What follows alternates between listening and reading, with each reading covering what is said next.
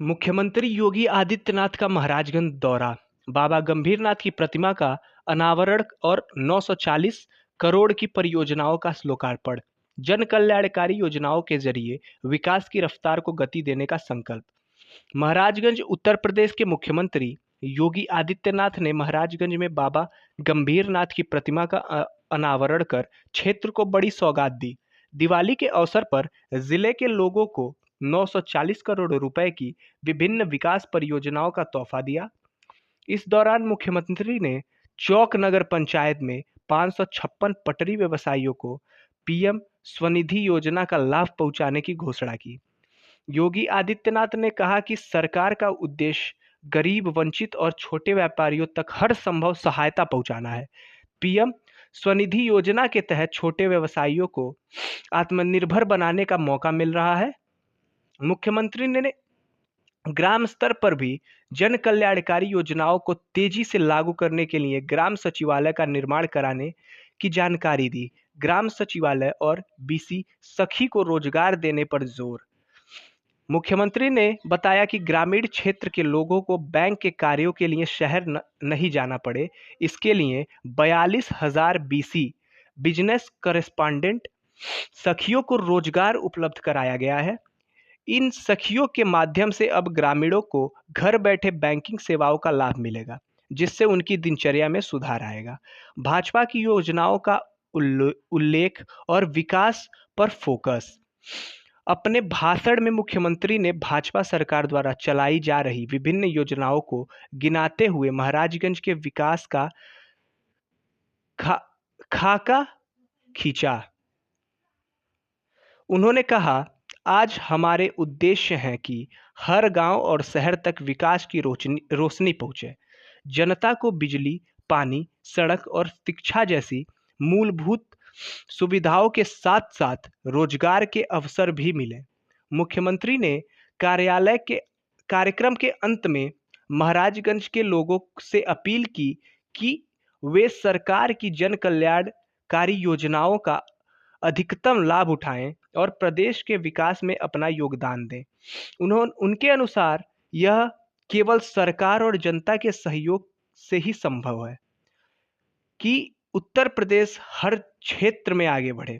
इस दौरे के दौरान स्थानीय जनप्रतिनिधियों और प्रशासनिक अधिकारियों की उपस्थिति में मुख्यमंत्री ने कहा कि आने वाले समय में महाराजगंज विकास का एक नया मॉडल बनेगा। बहनों और भाइयों, प्रधानमंत्री मोदी जी ने देशवासियों को विकास को विरासत के साथ जोड़ने का एक आह्वान करते हुए 2047 में भारत को दुनिया की एक बड़ी शक्ति के रूप में स्थापित करने के लिए आत्मनिर्भर और विकसित भारत की परिकल्पना को साकार करने का आह्वान किया है। आत्मनिर्भर और विकसित भारत बनाने के लिए हम सबके स्तर पर क्या प्रयास होना चाहिए, यह आज के अवसर पर आत्मावलोकन की आवश्यकता है। याद करिए, सरकार अपना कार्य कर रही है। केंद्र सरकार, राज्य सरकार मिलकर के अपने अपने कार्यों को आगे बढ़ा रही है। युद्ध स्तर पर कार्य हो रहे हैं, बड़े बड़े कार्य हो रहे हैं। कहीं हाईवे, कहीं रेलवे, कहीं एयरपोर्ट, कहीं मेडिकल कॉलेज, कहीं पॉलिटेक्निक, कहीं इंजीनियरिंग कॉलेज, कहीं डिग्री कॉलेज, कहीं आईटीआई, कहीं पर बेसिक शिक्षा के स्कूल, कहीं आवासीय विद्यालय, कहीं मुख्यमंत्री कॉलेज स्कूल, कहीं कस्तूरबा गांधी विद्यालय, कहीं पीएम श्री विद्यालय, कहीं आंगनबाड़ी केंद्र, कहीं पर उद्योग लगा करके लोगों के लिए विकास और रोजगार के अवसर खोलने के कार्यक्रम, ये अनेक कार्यक्रम चल रहे हैं। लेकिन इसमें केवल सरकार की ही जिम्मेदारी है। हमारे स्थानीय निकाय की समितियों का, ग्राम पंचायतों की और आम नागरिकों की क्या भूमिका इसमें हो सकती है, यह आज हम सब के लिए एक विचारणीय प्रश्न होना चाहिए। जब यहां पे 940 करोड़ रुपए की परियोजनाओं के लिए हम लोग आज यहां पर आए हैं, तो यहां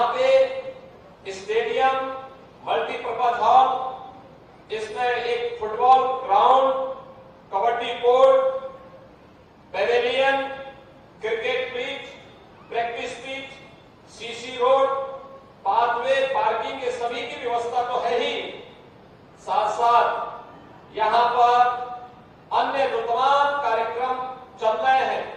चौक के लिए ही पीएम स्वनिधि योजना के अंतर्गत पटरी व्यवसायियों के लिए ठेला, खोमचा, रेहड़ी लगा करके जो लोग जहां तहां लगाते थे, उसके लिए पीएम स्वनिधि योजना में बैंक से कम दर पर उन्हें लोन दिला करके वे अपने व्यवसाय को आसानी से कर सकें। इसके लिए 2023-24 में उनकी मूर्ति के माध्यम से चौक में उनका स्मरण हुआ है। यह उस दिव्य विभूति के प्रति चौक की जनता की ओर से, नगर पंचायत की ओर से कृतज्ञता ज्ञापित करने और उनके प्रति श्रद्धा व्यक्त करने का एक माध्यम बना है। मैं इसके लिए, क्योंकि मैं स्वयं भी योगीराज बाबा गंभीर नाथ जी का अनुयायी हूं, तो इस दृष्टि से मैं चौक की जनता को हृदय से धन्यवाद देता हूं कि उन्होंने नगर पंचायत के माध्यम से योगीराज बाबा गंभीर नाथ जी का स्मरण किया। बहनों और भाइयों, प्रधानमंत्री मोदी जी ने देशवासियों को विकास को विरासत के साथ जोड़ने का एक आह्वान करते हुए 2047 में भारत को दुनिया की एक बड़ी शक्ति के रूप में स्थापित करने के लिए आत्मनिर्भर और विकसित भारत की परिकल्पना को साकार करने का आह्वान किया है। आत्मनिर्भर और विकसित भारत बनाने के लिए हम सबके स्तर पर क्या प्रयास होना चाहिए, यह आज के अवसर पर आत्मावलोकन की आवश्यकता है। याद करिए, सरकार अपना कार्य कर रही है। केंद्र सरकार, राज्य सरकार मिलकर के अपने अपने कार्यों को आगे बढ़ा रही है। युद्ध स्तर पर कार्य हो रहे हैं, बड़े बड़े कार्य हो रहे हैं। कहीं हाईवे, कहीं रेलवे, कहीं एयरपोर्ट, कहीं मेडिकल कॉलेज, कहीं पॉलिटेक्निक, कहीं इंजीनियरिंग कॉलेज, कहीं डिग्री कॉलेज, कहीं आईटीआई, कहीं पर बेसिक शिक्षा के स्कूल, कहीं आवासीय विद्यालय, कहीं मुख्यमंत्री कंपोजिट स्कूल, कहीं कस्तूरबा गांधी विद्यालय, कहीं पीएम श्री विद्यालय, कहीं आंगनबाड़ी केंद्र, कहीं पर उद्योग लगा करके लोगों के लिए विकास और रोजगार के अवसर खोलने के कार्यक्रम, ये अनेक कार्यक्रम चल रहे हैं। लेकिन इसमें केवल सरकार की ही जिम्मेदारी है। हमारे स्थानीय निकाय की समितियों का, ग्राम पंचायतों की और आम नागरिकों की क्या भूमिका इसमें हो सकती है, यह आज हम सब के लिए एक विचारणीय प्रश्न होना चाहिए।